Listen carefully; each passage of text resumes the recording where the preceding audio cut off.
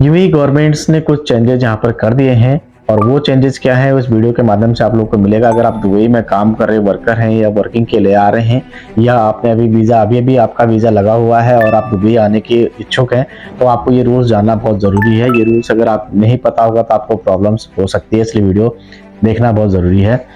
तो नमस्कार, आदाब और सत श्री अकाल दोस्तों, स्वागत है आपके हमारे यूट्यूब चैनल इमिग्रेशन पीपल में। आज हम बात करने वाले हैं मोहरे ने क्या चेंजेस किए हैं, क्या रूल्स में चेंजेस हुआ है और क्या इन्फॉर्मेशन ऐसी है जो काफ़ी ज़्यादा एम्प्लॉय को चिंतित कर सकती है। तो इसी के बेस पर ये वीडियो हमने आज बनाई है दोस्तों।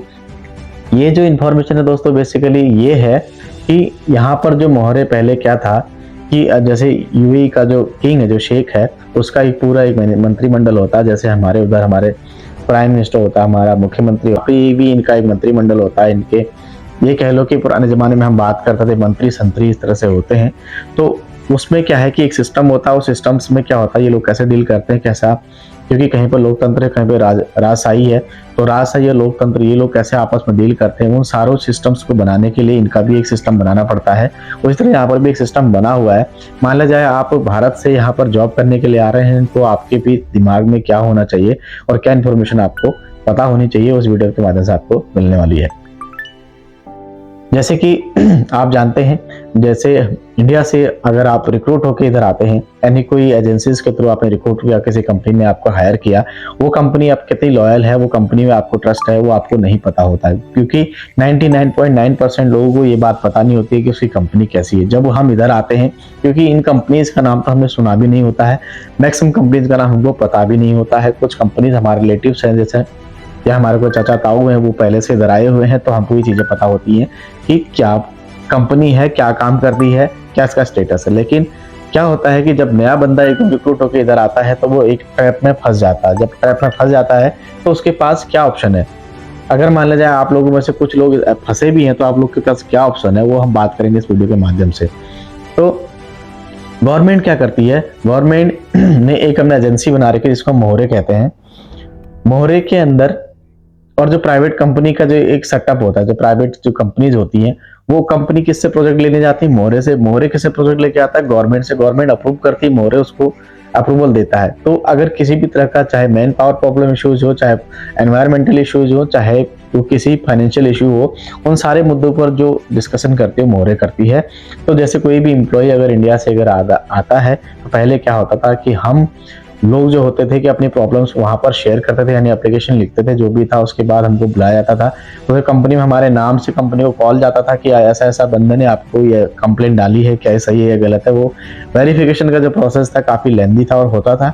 तो उसमें क्या था, कंपनी के नज़रों में एम्प्लॉय आ जाता था, यानी कि जैसे मैंने अगर कंप्लेंट डाली है तो मैं क्या है, कंपनी की नज़रों में आ जाऊंगा। तो कंपनी क्या सोचती थी, इसको जैसे तैसे टर्मिनेट करके इसको निकाल दिया जाए, ताकि इसका कोई सेटलमेंट भी ना देना पड़े और इसकी प्रॉब्लम भी जो इसने हम पे जो प्रॉब्लम डाली है वो भी हमसे निकल जाए।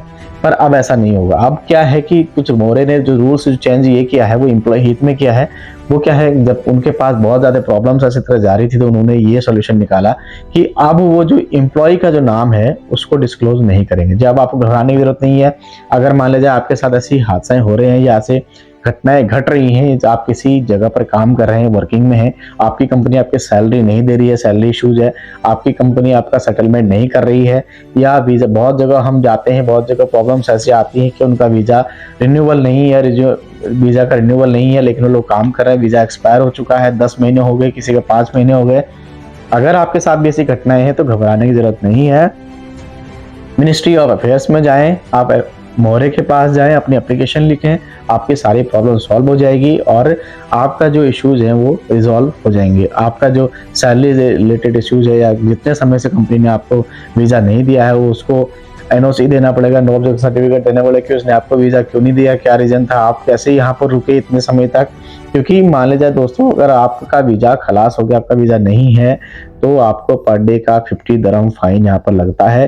वो बहुत ज़्यादा होता है, बहुत लोगों को पता नहीं होता है। वो लोग काम करते रहते हैं, काम करने के बाद कंपनी क्या होती है, उनको सैलरी तो दे देती हैं, लेकिन बताती नहीं कि आपका वीज़ा नहीं लगा। इसलिए वीज़ा कंफर्मेशन जरूर करें। अगर नहीं है तो अपने कंपनी से डायरेक्टली लीगल एक्शन में लीजिए, ताकि आप लगने वाले फाइन से बच सके। उस समय आपके पास कोई एक्सक्यूज नहीं होगा कि आप क्यों रुके, आपका वीज़ा कब एक्सपायर होगा, आपको पता भी नहीं होगा।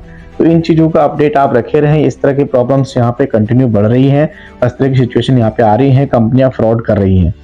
हो सकता है कि कुछ लोग इस फ्रॉड के शिकार भी हुए हों, लेकिन यह सिचुएशन यहाँ पे क्रिएट हो रही है। अभी हम रिसेंटली कुछ लोगों से मिले थे, उनका कहना है कि उनका 9 महीने से लोग जॉब कर रहे हैं, कंपनी सैलरी तो दे रही है, विजिटिंग वीजा के नाम पर लगा रखा है, कहती है जितना फाइन है कंपनी देगी, लेकिन क्या गारंटी है कि वो जो फाइन है वो कंपनी देगी।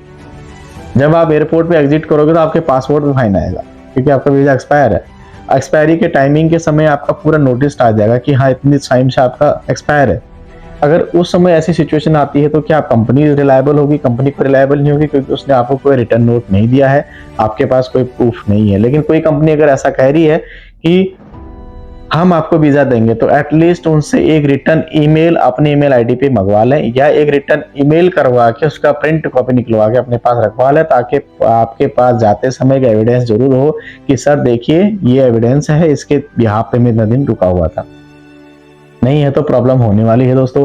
तो इन्फॉर्मेशन काफ़ी ज़रूरी थी, बहुत इंपॉर्टेंट इन्फॉर्मेशन थी उन लोगों के लिए जो बेसिकली यहाँ पर वर्कर क्लास में काम करते, पता नहीं होता है, जॉब कर रहे हैं, जा रहे हैं, आ रहे हैं, बस हो गया, सैलरी आ गई, उन्हें ले लिया, कुछ पैसे घर भेज दिए, कुछ पैसे खर्च कर लिए, लेकिन जाते समय उनको प्रॉब्लम होने वाली है।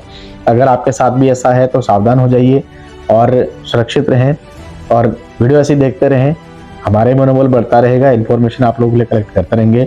अगर वीडियो शेयरेबल है तो शेयरेबल करें, लाइक हो तो लाइक करें। फिर मिलेंगे वीडियो, तो इजाज़त।